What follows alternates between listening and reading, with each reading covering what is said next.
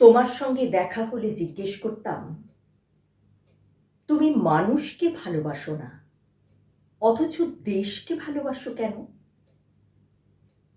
দেশ তোমায় কি দেবে? দেশ কি ঈশ্বরের মতন কিছু?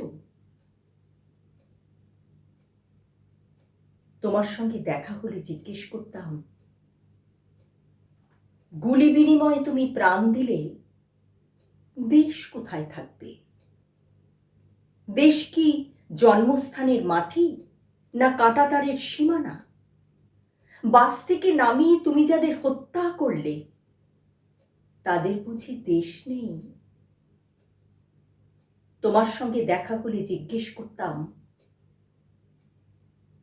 তুমি কি করে জানলে আমি তোমার শত্রু?